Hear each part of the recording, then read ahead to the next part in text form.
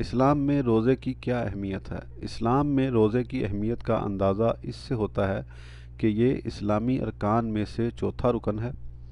روزے جسمانی صحت کو برقرار رکھتے بلکہ اسے بڑھاتے ہیں۔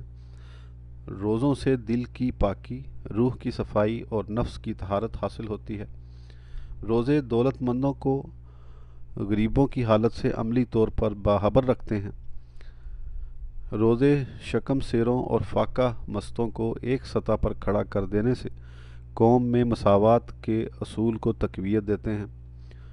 روزے ملکوتی قوتوں کو قوی اور حیوانی قوتوں کو کمزور کرتے ہیں۔ روزے جسم کو مشکلات کا عادی اور سختیوں کا خوگر بناتے ہیں۔ روزوں سے بھوک اور پیاس کے تحمل اور صبر و ضبط کی دولت ملتی ہے۔ روزوں سے انسان کو دماغی اور روحانی یکسوئی حاصل ہوتی ہے۔